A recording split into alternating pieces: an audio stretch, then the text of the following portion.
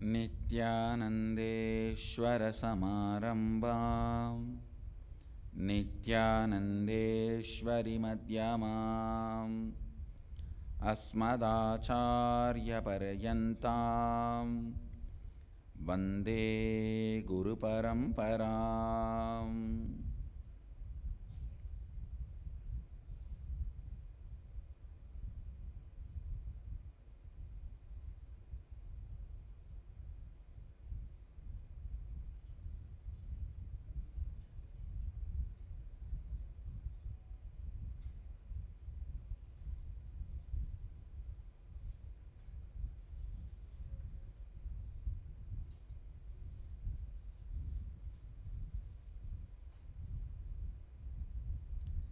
உங்கள் அனைவரையும் வணங்கி வரவேற்கின்றேன்.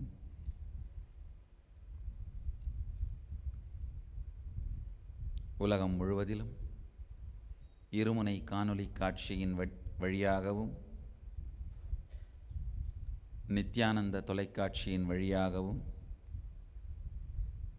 அமர்ந்திருக்கும் அன்பர்கள், சீடர்கள், பக்தர்கள், பார்வையாளர்கள் உங்கள் அனைவரையும் வணங்கி வரவேற்கின்றேன்.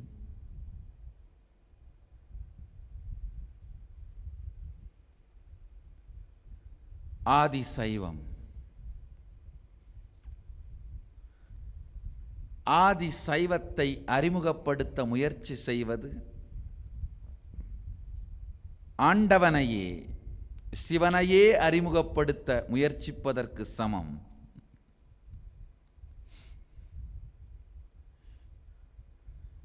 சாத்தியம் இல்லாதது என்பது மட்டுமல்லாது,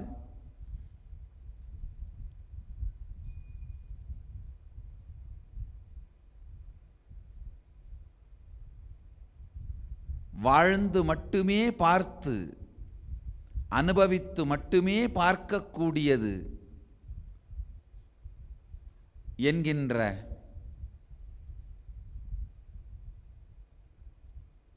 தகுதி உடையது ஆதி சைவம்.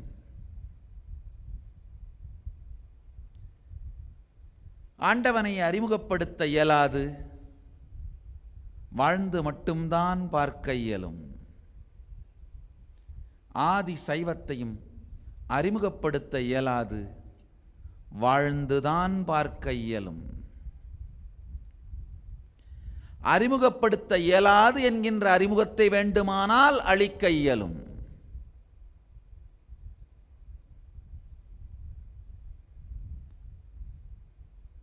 ஆதி சைவம்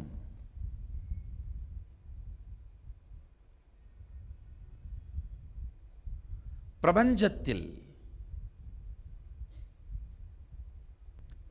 இந்த பேர் அருள் வடிவான ஞான பிரபஞ்சத்தில்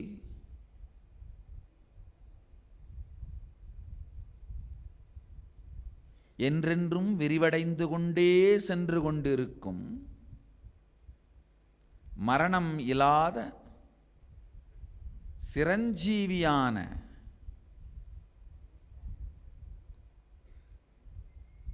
நிரந்தரமான இந்த பிரபஞ்சத்தில் உயிர் தோன்றிய பொழுது அது எவ்வாறு தன் வாழ்க்கையை மேம்படுத்தி பிரபஞ்சத்தின் எல்லா சக்திகளையும் தன்னுள்ளிருந்து வெளிப்படுத்தி கடவுள் துகள் என்கின்ற நிலையிலிருந்து கடவுளாக மாறுவது எப்படி, தன்னுடைய இருப்பு நிலையான பிரபஞ்சத்தின் வடிவமாக அகண்ட சச்சிதானந்த பரிபூரண நித்யானந்த நிலையில் எப்படி தன்னுடைய இருப்பை நிலைநிறுத்திக் கொள்வது என்கின்ற அறிவியல், வாழ்வியல்,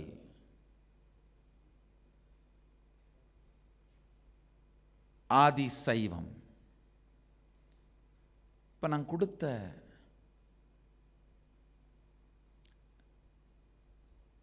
டெஃபினேஷன் பள்ளியில் ஒரு பக்க கட்டுரை வரைகன்னு ஒரு கேள்வியை கேட்டு 10 மதிப்பெண்களுக்கு அந்த கேள்வியை நிர்ணயித்து ஒரு பக்க கட்டுரையை வரைய சொன்னால் ஒரே ஒரு வரியில் நீங்கள் விளக்கம் கொடுக்குற மாதிரி அறிமுகப்படுத்த இயலாத ஆதிசைவத்தை சில வரிகளில் சொல்ல நான் செய்த முயற்சி தான் இது. உயிர் பிரபஞ்சத்தில் மலர்ந்தவுடன்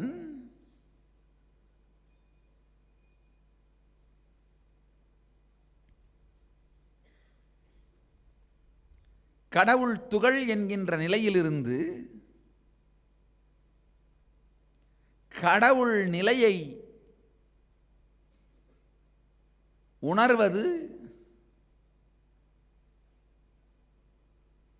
கடவுள் தன்மையை தனக்குள் இருந்து வெளிப்படுத்துவது, கடவுள் நிலையிலேயே இருப்பு கொள்வது என்கின்ற மிகப்பெரிய வழியின்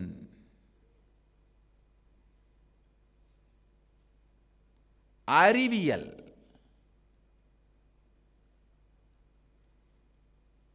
அதை அடைவதற்கான, வாழ்வதற்கான அறிவியல் ஆதிசைவம்.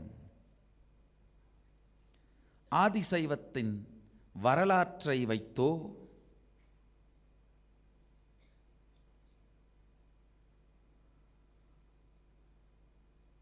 ஆதிசைவத்தின்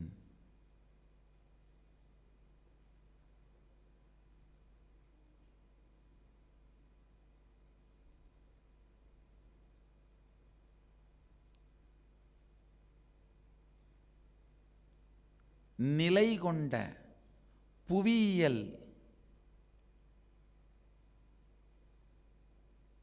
சூழல்கள் இவைகளை சார்ந்தோ ஆதி சைவத்தை சுருக்குவது சாத்தியமே இல்லாதது. ஏனென்றால் வரலாறு துவக்கமும் முடிவும் இருக்கின்ற ஒன்றிற்குத்தான் இருக்க முடியும். ஓரிடத்தில் இருந்து இன்னோரிடத்தில் இல்லாத ஒன்றைத்தான் புவியியல் ரீதியாக நாம் அடையாளம் காட்ட முடியும். அந்தம் இல்லாத ஆதி,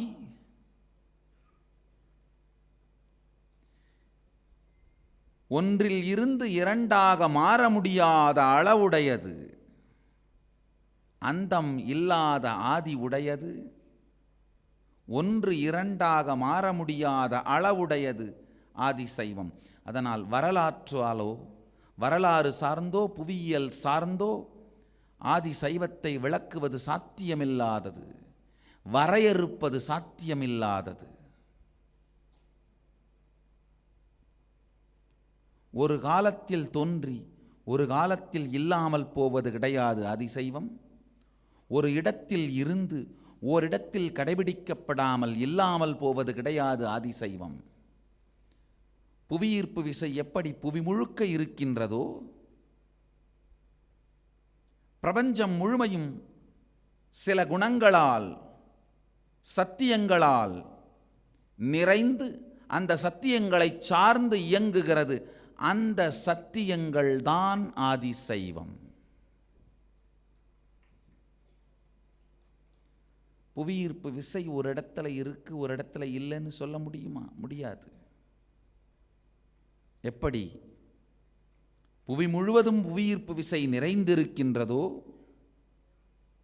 அதுபோல பிரபஞ்சம் முழுவதும் சில விதிகள், சத்தியங்கள், சாத்தியங்கள், கருத்துக்கள், உண்மைகள் நிறைந்து இந்த புவியே இயங்குகிறது, இந்த பிரபஞ்சமே இயங்குகிறது. அந்த சத்தியங்களை அந்த பிரபஞ்சமே குறையில்லாது, முறை தவறாது வெளிப்படுத்திய வாழ்வியல் முறைதான் ஆதிசைவம்.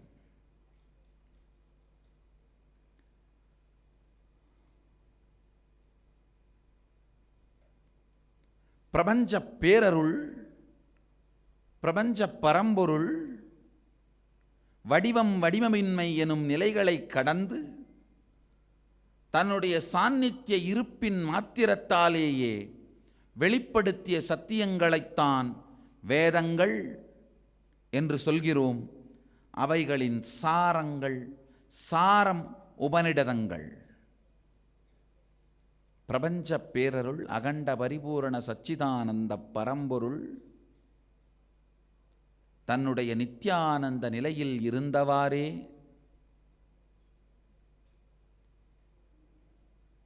பிரபஞ்சத்தின் சத்தியத்தை தன்னிலையில் இருந்தவாறே தானே தன்மயமாய் தனக்குள்ளேயே ரசித்துக் கொண்டிருக்கும், தனக்குள்ளேயே அதை வாழ்ந்து கொண்டிருக்கும், தனக்குள்ளேயே தன்னையே ருசித்துக் கொண்டிருக்கும் அந்த தன்மயானந்த நிலையில் வெளிப்படுத்தப்பட்ட உணர்த்தப்பட்ட சத்தியங்கள்தான் வேதங்கள், அதன் சாரம் உபநிடதங்கள். அதே பிரபஞ்ச பேரருள், அகண்ட பரிபூரண சச்சிதானந்த பரம்பொருள் தன்னுடைய நித்யானந்த நிலையிலேயே தான் இருப்பது மட்டுமல்லாது உயிர்கள் எல்லாம் உய்வடைய, உத்தம நிலையடைய,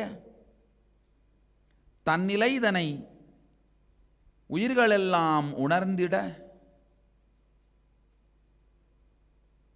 சதா சிவனாய்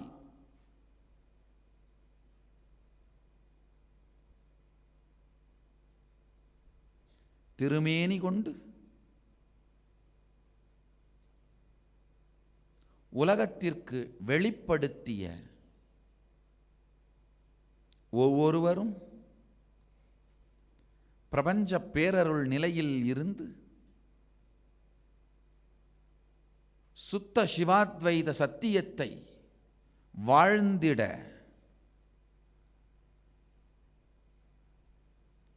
சுத்த சிவாத்வைத சத்தியத்தில் நிலை பெற்று பொங்கி மலர்ந்திட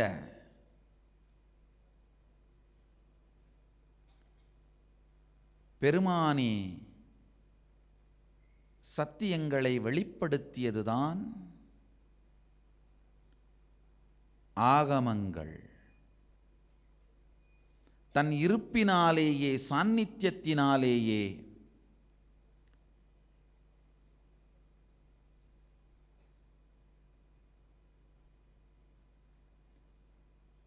தன்னுடைய இருப்பின் சாநித்தியத்தினாலேயே, சாநித்திய பலத்தினாலேயே பொங்கிய சத்தியங்கள், பொங்கிய சத்தியங்கள் வேதங்களும் உபனிஷதங்களும் திருமேனி தாங்கி சதாசிவனாய் உலகிற்காக அவர் வெளிப்படுத்திய சத்தியங்கள், உயிர்களெல்லாம் உய்வதற்காக அவரே வெளிப்படுத்திய சத்தியங்கள் ஆகமங்கள். வேதங்களைச் சார்ந்து, உபனிஷதங்களைச் சார்ந்து, பெருமானே வெளிப்படுத்திய ஆகமங்களைச் சார்ந்து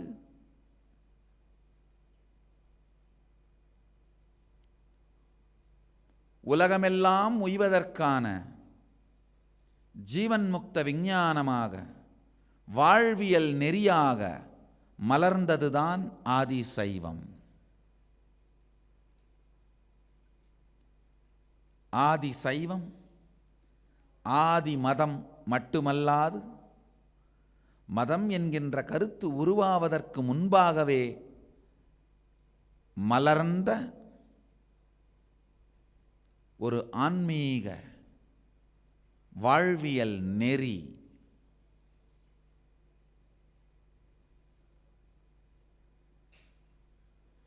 வேறு வேறு நாடுகளில், இடங்களில் இருக்கின்ற மக்கள் கல்லாலே ஆயுதங்கள் செய்து ஒருவரை ஒருவர் தாக்கிக் கொண்டு காட்டுமிராண்டிகளாக வாழ்ந்திருந்த காலத்தில் நாங்கள் கல்லாலயம் செய்து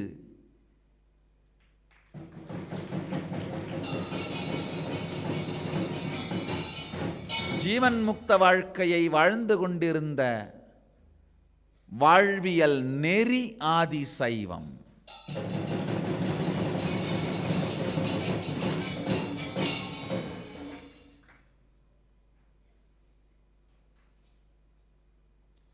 மொழி இல்லாத காலத்தில் மேலை நாட்டவர்கள் பல்வேறு கண்டங்களில் இருந்த மக்கள் ஹீன சப்தங்களால் உணர்ச்சிகளையும் உணர்வுகளையும் வெளிப்படுத்தி கொண்டிருந்த காலத்தில் முறையான செம்மொழியான தமிழி எனும் அருமையான மொழியில் வாழ்வியல் சத்தியங்களை ஆகமங்களாக நாங்கள் வாழ்ந்து கொண்டிருந்த வாழ்வியல் நெறி ஆதி சைவம்.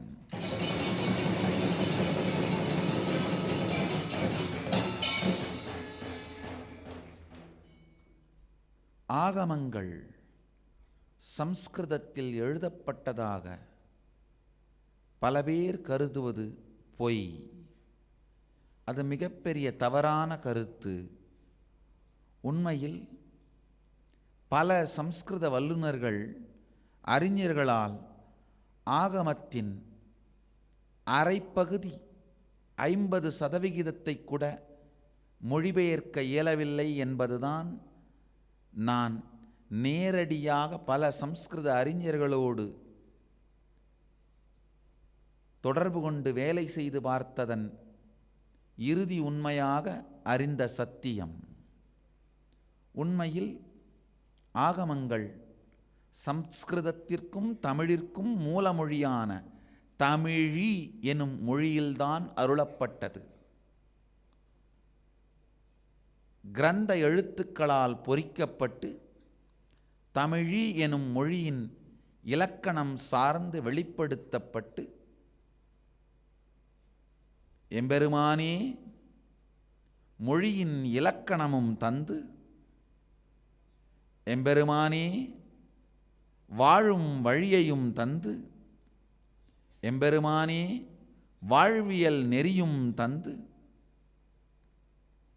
ஜீவன் முக்த விஞ்ஞானம் மாத்திரம் அல்லாது உணவு சமைக்கும் அடிப்படை விதிகளில் இருந்து உடை நெய்தலில் இருந்து உடையுடுத்தும் முறையில் இருந்து 70 விதமான உடை உடுத்தும் முறையை 35 விதம் ஆண்களுக்கும் 35 விதம் பெண்களுக்குமாக 70 விதமான உடை உடுத்தும் முறையை கூட மிக தெளிவாக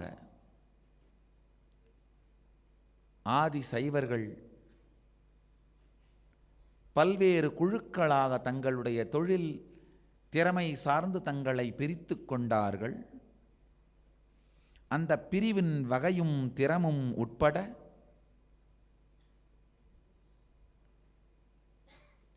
அவர்கள் வாழ்க்கை முறை, யார் வியாபாரம் செய்ய வேண்டிய கடமையில் இருக்கிறார்கள், யார் ஆட்சி செய்து நாட்டின் முறைமையையும் தகைமையையும் காப்பாற்ற வேண்டிய நிலையில் இருக்கிறார்கள், யார் இந்த வாழ்வியல் முறையான ஆதிசைவத்தை உலகிற்கு உபதேசித்து உரைக்க வேண்டிய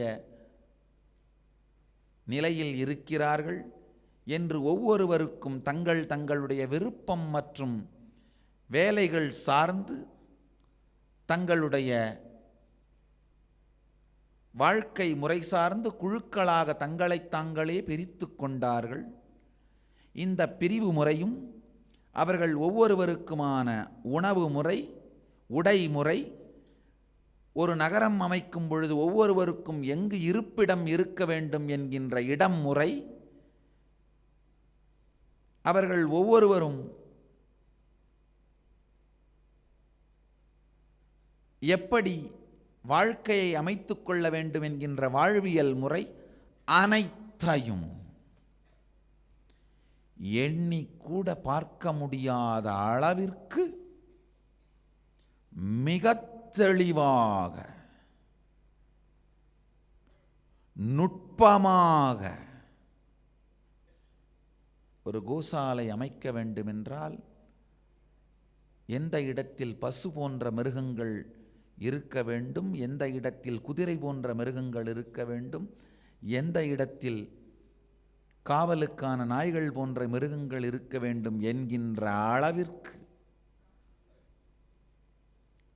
திருநீறு பஸ்மத்தை உருவாக்க வேண்டுமென்றால் எந்த நிற எந்த முறையான பசுவினுடைய சாணத்தை எப்படி எடுத்து எப்படி திருநீற்றை உருவாக்க வேண்டும் என்கின்ற ஆழமான தெளிவான ஏறத்தாழ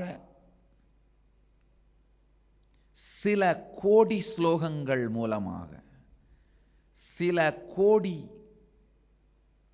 பாடல்கள் மூலமாக நான் ஆழ்ந்து தெரிந்து கொள்ளுங்கள். சில கோடி, ஏனென்றால் காமிக ஆகமத்தை எம்பெருமான் விவரிக்கும் பொழுது கோடி கோடி ஸ்லோகங்கள் அருளியதாக சொல்லுகின்றார். இப்பொழுது நம்முடைய கையில் கிடைத்திருப்பவை 20 லட்சம் மாத்திரமே. அது போக காரணாகமம், மற்ற காமிகம் முதல் 28 ஆகமங்களும், இது போக உப ஆகமங்களாக 108 ஆகமங்களும், அது போக இதன் பாகமாக 28 ஆகமங்களின் பாகமாக 64 தந்திரங்களையும் பெருமானே நேரடியாக அருளியுள்ளார். வேதமும் அதன் சாரமான உபநிடதமும் அதை வாழும் முறையான ஆகமமும் ஒன்றாய்ச் சேர்ந்து இந்த மூன்றையும் சார்ந்த வாழ்வியல் முறையைத்தான் ஆதி சைவம் என்று சொல்லுகின்றோம். வேதங்கள் பொது நூலாக இருந்து, ஆகமங்கள் சிறப்பு நூலாய் இருந்து, வாழுகின்ற வாழ்க்கை முறை வாழ்வியல் விஞ்ஞானம், ஜீவன் முக்த வாழ்வியல் விஞ்ஞானம்தான் ஆதி சைவம். பிரபஞ்சம் தோன்றிய பொழுதே, உயிரினங்களை உருவாக்கும் பொழுதே எம்பெருமான் ஆகமத்தையும் உலகத்திற்கு அளித்து விட்டார். தன்னுடைய இருப்பின் சாநித்தியத்தினாலேயே உயிர்கள் எல்லாம் உய்வடைந்து மேம்பட்ட வாழ்க்கை நிலையை அடைய ஆகமங்களை பெருமான் சதாசிவன், மகாதேவன், ஆதிசிவன், எம்பெருமான் ஈசன், அண்ணாமலையான் உலகத்திற்கு அருளிய மிகப்பெரிய நன்கொடை வாழ்வியல் சாத்திரம், வாழ்வியல் சூத்திரம். வாழ்பவர்கள் அவனை நோக்கி பொழியும் தோத்திரம். இது எல்லாம் ஒன்றடக்கி மிகப்பெரிய வாழ்வியல் நெறியாக பெருமான் அருளியதுதான் ஆதி சைவம்.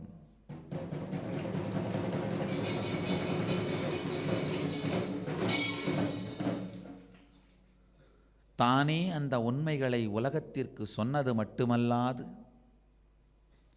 எப்பொழுதெல்லாம் மக்கள் அதை வாழ்வதற்கு மறந்து மாயையிலே சிக்குகிறார்களோ, எப்பொழுதெல்லாம் மூடர்கள்,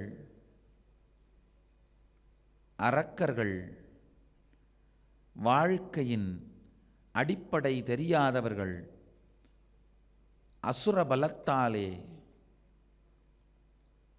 வாழ்வியல் நெறியை அழிக்க முயற்சித்து தனக்கும் மற்றவர்க்கும் தீங்கு செய்து கொள்ளுகின்ற ராட்சசர்களாக மாறி உலகத்திற்கு பெருங்கேடு விளைவிக்க முயற்சிக்கின்றார்களோ, அப்பொழுதெல்லாம் தீமையை அழித்து நன்மையை மலரச் செய்து சைவத்தை புனரமைத்து வேத நெறி தழைத்தோங்க மிகு சைவத் துறை விளங்க மீண்டும் மீண்டும் பெருமானே அவதரிக்கின்றான்.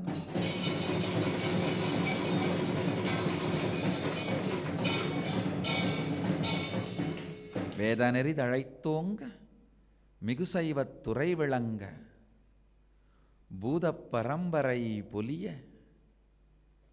பெருமானே மீண்டும் மீண்டும் அவதரித்து தன்னை தானே அடையாளம் காட்டி தன்மயானந்தத்தில் சின்மயானந்தத்தில் சிவானந்த போதத்தில் ஜீவனெல்லாம் திளைத்திருக்க வழியும் காட்டி வாழ்வும் காட்டி உய்யவும் காட்டி உணவாய் ஊட்டி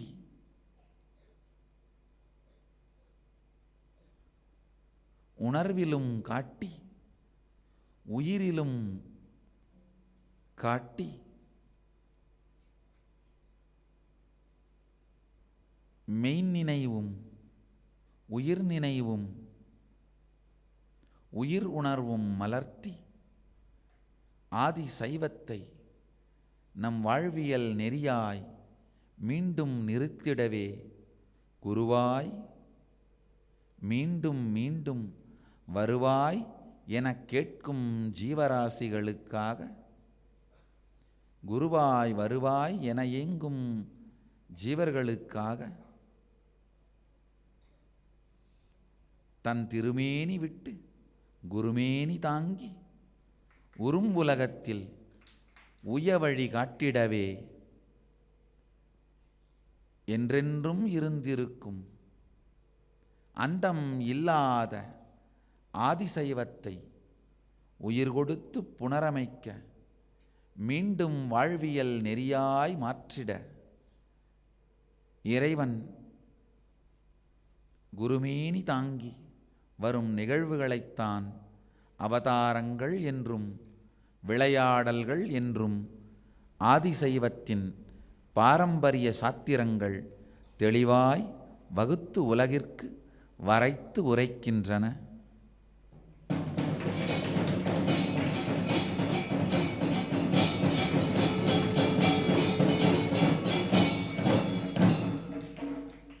பாலில் நெய் போலே வேதங்களில் இருக்கும் சத்தியமான நெய்யை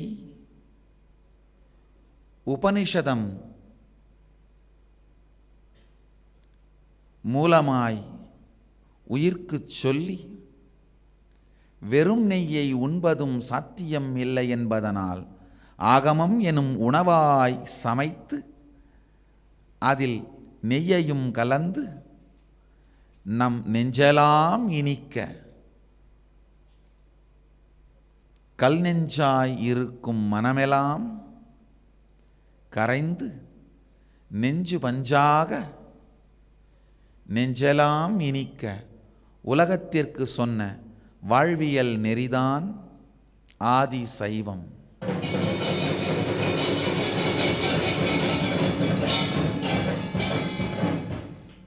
ஆதி சைவத்தின் முக்கியமான பாகங்கள் 4.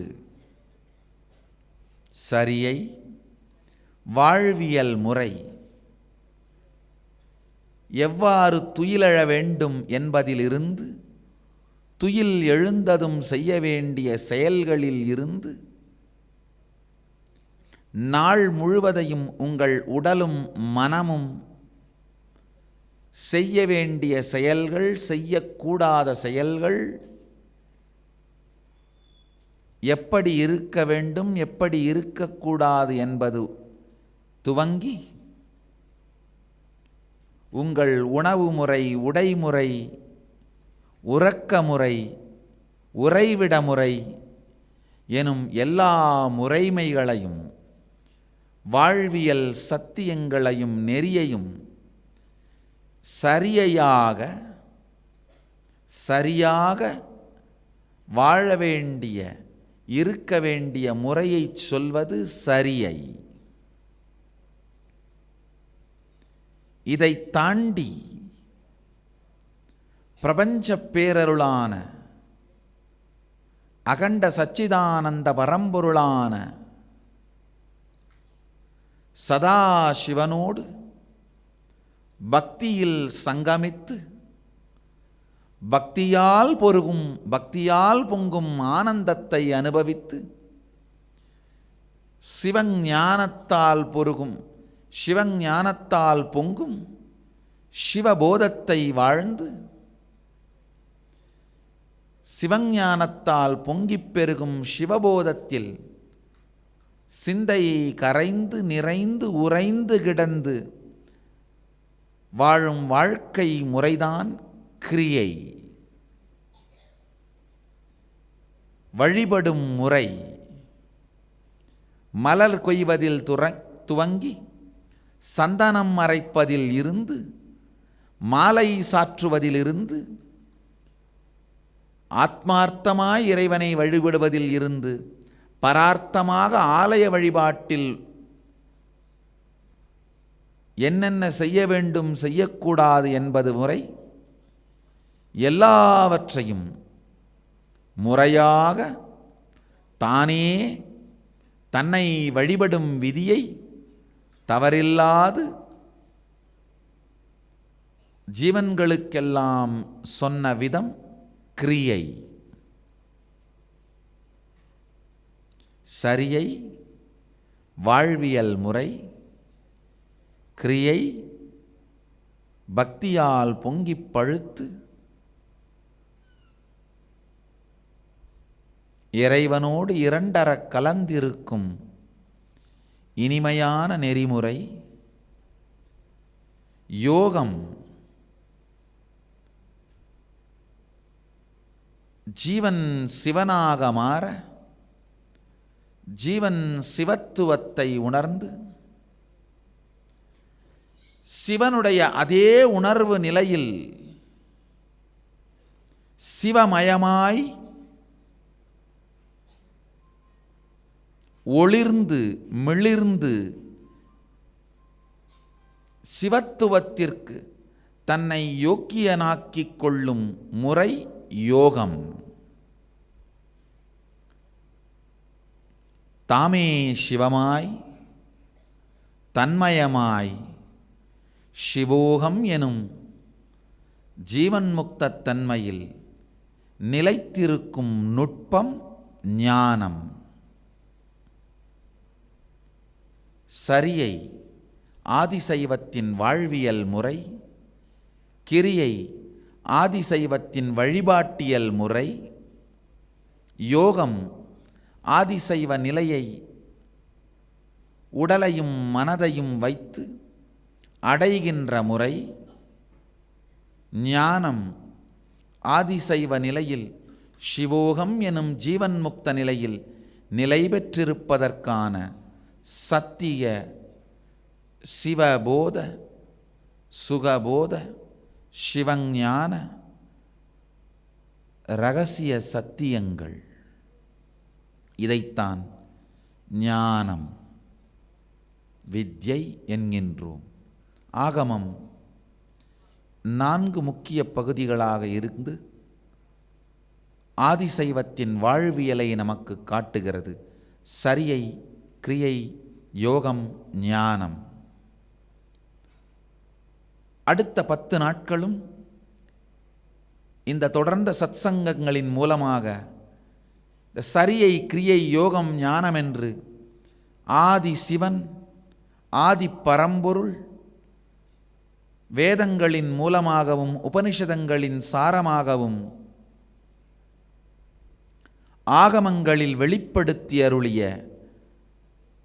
மிகப்பெரிய வாழ்வியல் முறையான ஆதி சைவத்தின் சாரத்தை இந்த 4 முக்கியமான சரியை, கிரியை, யோகம், ஞானம் எனும் 4 முக்கியமான தலைப்புகளின் வழியாக உங்களோடு பகிர்ந்து கொள்ளுகின்றேன்.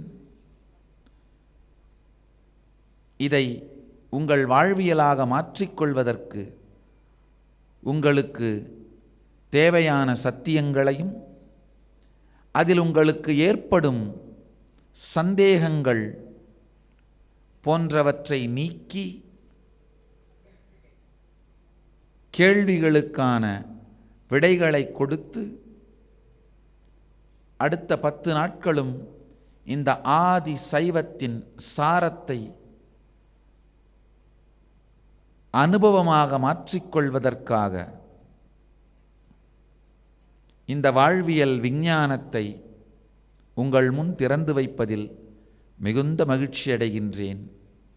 நீங்கள் எல்லோரும் ஸ்ரத்தையுடனும் சீரிய பக்தியுடனும் இந்த ஆதி சைவத்தின் சாரத்தை உள்வாங்கி உங்களுக்குள் இருக்கும் கடவுள் துகள் விழிப்படைந்து கடவுள் நிலையடைந்து சிவோகம் எனும் அனுபூதியில் நிலை பெற்று சிவஞானத்தில் நிலைத்திருந்து சிவபோதத்தில் வாழ்வீர்களாக, நித்யானந்தத்தில் நிலை பெறுவீர்களாக.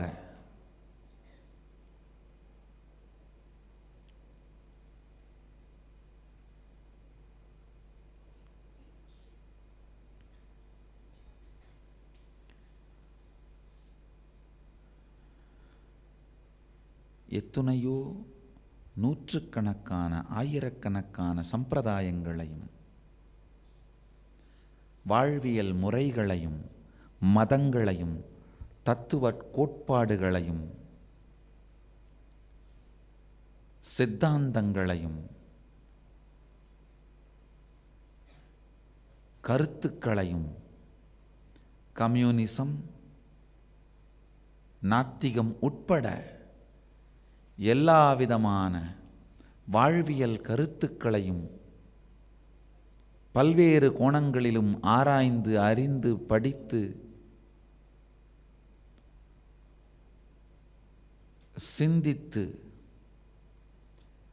அவைகளின் உட்பொருளை உள்வாங்கி இருக்கின்ற தெளிவினாலும் தைரியத்தாலும் உங்களுக்கு சொல்லுகின்றேன், ஆழ்ந்து கேளுங்கள் மக்களே.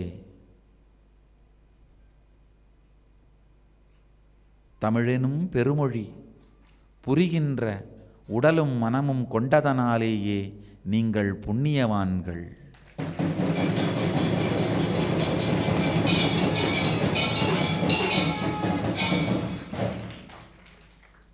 ஏனென்றால் அந்த ஒரு மொழியில்தான் ஆதிசைவத்தின் சத்தியங்களெல்லாம் நேரடியாய் திறந்து வைக்கப்பட்டிருக்கின்றது. மற்றவர்கள் எல்லோருமே மொழிபெயர்ப்பைத்தான் படித்தாக வேண்டும். நீங்கள் ஒருவர் மட்டுமே நேரடியாய் படிக்கவும் அதன் துடிப்பை உங்கள் இதய துடிப்பாய் உணரவும் உங்களுக்குள் அதை உள்வாங்கவும் வாழவும் வாழ்வியல் அனுபவமாக மாற்றிக்கொள்ளவும் மிகப்பெரிய வாய்ப்புடையவர்களாக இருக்கின்றீர்கள். நீங்கள் மட்டும்தான் இந்த மிகப்பெரிய புண்ணியத்திற்கு ஆளானவர்களாக இருக்கிறீர்கள். தெரிந்து கொள்ளுங்கள். தமிழ் மொழி புரிகின்ற மனம் உங்களுக்கு இருக்குமானால் இருந்தோ அல்லது இப்பொழுதோ இருக்குமானால் சைவத்தை இழக்காதீர்கள். சைவத்தை கண்டுகொள்ளுங்கள், கண்டறியுங்கள், வாழுங்கள். அது உங்கள் வாழ்வியல் நெறியாக மாறட்டும். உங்கள் வாழ்வியல் சத்தியமாக மாறட்டும். வேறு எந்த சித்தாந்தத்திலும் இத்துணை தெளிவாக கடைநிலை மனிதனுக்கும் கடைத்தேறும் வழியை இடைச்செருகல் ஏதுமில்லாது ஒரு இம்மி எடையும் சத்தியத்தில் குறையாது, எடையும் குறையாது, மாத்திரையும் குறையாது, சத்தியத்தை சத்தியமாகவே சத்தியமாய் சதாசிவன் சொல்லியருளிய வாழ்வியல் முறையான சைவம் பிடியுங்கள்.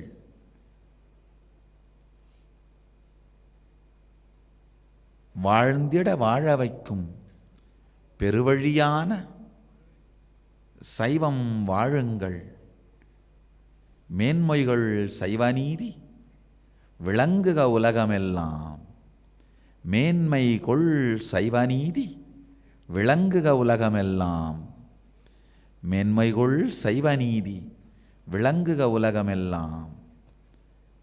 ரமண மகரிஷி ரொம்ப அருமையாக அண்ணாமலையானை பார்த்து வாழ்த்துவார். என்போலும் தீனரை இன்புறக் காத்து நீ எந்நாளும் வாழ்ந்தருள் அருணாச்சலா என்று. என்னை போன்ற தீனர்களையெல்லாம் இன்புறக் காக்கின்ற நீ இதேபோல் எல்லா காலத்திலும் காத்து எந்நாளும் வாழ்ந்தருள் என்று இதே வார்த்தையைத்தான் ஆதி சைவத்தை நோக்கியும் நான் சொல்ல கடமைப்பட்டிருக்கின்றேன்.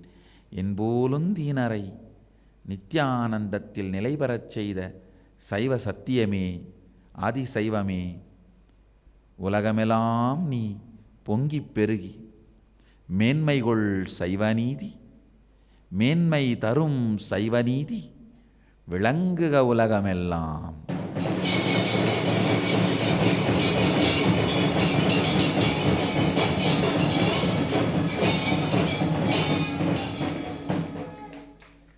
மேன்மையை தரும் இந்த சைவநீதி விளங்குக உலகமெல்லாம்.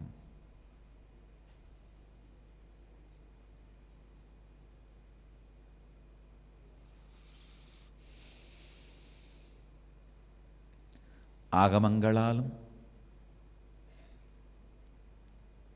வழி வழியாய் வந்த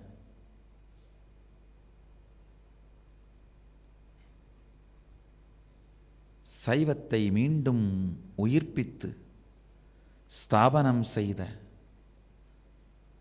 சர்வஞ பீடாரூடரான ஞானசம்பந்த பெருந்தகையாலும்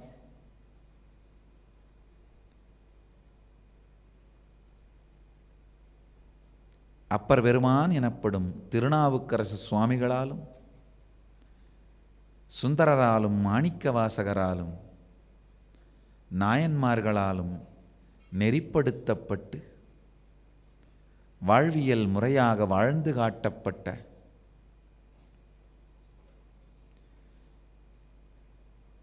பெருமானோடு இரண்டறக் கலக்கும் சிவோகம் எனும் நிலையில் நித்யானந்தமாய் நிலை பெற்றிருக்கும் இந்த மிகப்பெரிய வாழ்வியல் ஞானம் சொல்லவும் கேட்கவும் மிகுந்த புண்ணியத்தை தருவது, சொல்லவும் கேட்கவும் வாழ்க்கையை மேம்படுத்துவது. அதனால்தான் மேன்மை கொள் எனும் வார்த்தையை உபயோகிக்கிறார்கள். மேன்மை கொள் என்றால் சொன்னவர்கள், கேட்டவர்கள், எதிர்காலத்தில் கேட்கப் போகிறவர்கள், இவர்கள் எல்லோருக்கும் மேன்மையை கொடுப்பது, மேன்மையில் அவர்களை நிறுத்துவது மேன்மைகொள் சைவநீதி விளங்குக உலகமெல்லாம்.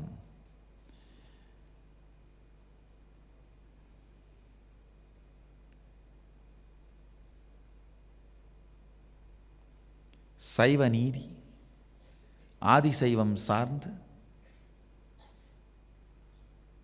உங்கள் எல்லோருக்கும் இருக்கும் கேள்விகள், சந்தேகங்கள், இவைகள் அனைத்தையும் நித்யானந்த தியானபீடம் பெங்களூரு ஆதீனத்திற்கு அனுப்பலாம். உங்கள் கேள்விகளை பதிவு செய்ய வேண்டிய தொலைபேசி எண் 720003.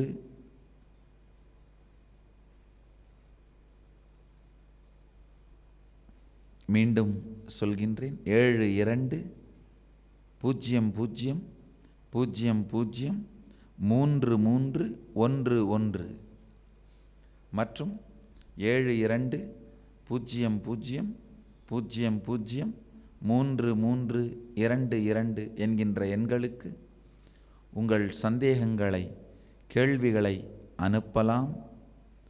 அது மட்டுமல்லாது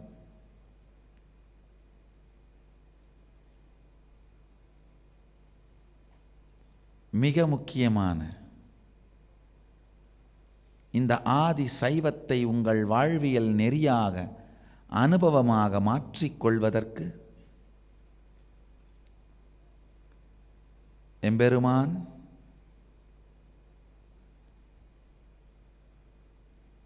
அருளியிருக்கும் மிக முக்கியமான சமய தீட்சை, விசேஷ தீட்சை என்கின்ற இரண்டும் வருகின்ற 21, 22, 23, 24 ஆகிய 4 தேதிகளில் பெங்களூரு ஆதீனத்தில் நித்யானந்த நகரத்தில் நடைபெறும். அன்பர்கள் அனைவரும் வந்து கலந்து கொண்டு சமய தீட்சையும் விசேஷ தீட்சையும் பெற்று ஆதி சைவத்தை அனுபவமாக மாற்றிக்கொண்டு எம்பெருமானோடு இரண்டறக் கலந்து இறைநிலை உணர்ந்து சிவஞானத்தை அனுபூதியாக்கிக் கொண்டு சிவபோதத்தில் நிலைத்து வாழுமாறு, சிவபோதத்தில் நிலை பெற்று இருக்குமாறு உங்கள் அனைவரையும் ஆசீர்வதிக்கின்றோம். எம்பெருமான் ஆகமத்திலே மிகத் தெளிவாக விளக்குகின்றார். 10 விதமான தீட்சை முறைகள், 9 விதமான தீட்சைகள், சமய தீட்சை, விசேஷ தீட்சை, நிர்வாண தீட்சை, ஆச்சாரிய அபிஷேகம் என்று 10 விதமான 9 விதமான தீட்சைகளும் 10 விதமான முறைகளையும் ஆகமத்தில் இறைவன் விளக்குகின்றார். அதில் ஒரு முக்கியமான விதியாக சமய தீட்சையும் விசேஷ தீட்சையும் ஜாதி மத இனம் ஏதும் பாராது எல்லா மனிதர்களுக்கும் எல்லா ஜீவராசிகளுக்கும் பிரதிபலன் எதிர்பாராது கைமாறு கருதாது அளிக்கப்பட வேண்டும் என்று ஆணையிடுகின்றார். அவரின் உத்தரவை, அவரின் ஆணையை சிரம் மேற்கொண்டு எந்த கட்டணமும் இல்லாமல் விலையில்லாது அனுமதி இலவசமாக சமய தீட்சையும் விசேஷ தீட்சையும் நவம்பர் 21, 22, 23, 24 4 நாட்களும் பெங்களூரு ஆதீனத்தில் நடைபெறுகின்றது. நித்யானந்த தியானபீடத்தில் நடைபெற இருக்கின்றது. அன்பர்கள் அனைவரும் கலந்து கொண்டு இறையருள் பெற்று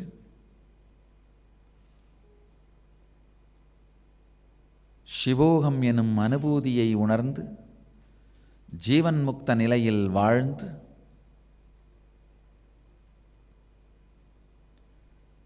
சிவபோதத்தில் நிறைந்து நித்யானந்த நிலையில் இருக்குமாறு, நித்யானந்த நிலையில் மலருமாறு உங்களை வாழ்த்துகின்றேன். எந்தவிதமான அனுமதி கட்டணமும் இன்றி சமய தீட்சையும் விசேஷ தீட்சையும் அளிக்கப்படும்.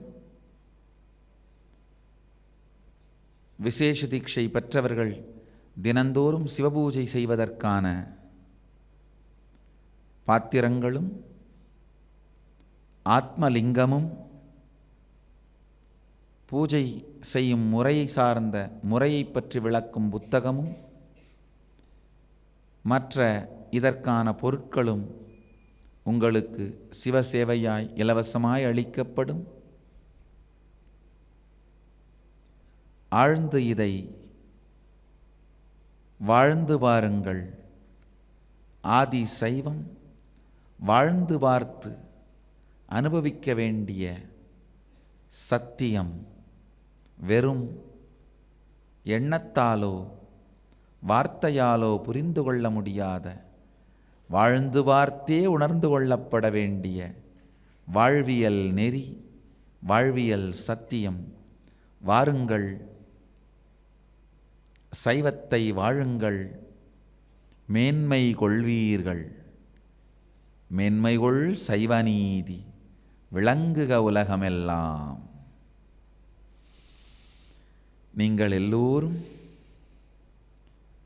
நித்யானந்தத்தில் நிறைந்து, நித்யானந்தத்தில் மலர்ந்து, நித்யானந்தத்தில் கரைந்து, நித்யானந்தமாகிட ஆசீர்வதித்து முடிக்கின்றேன்.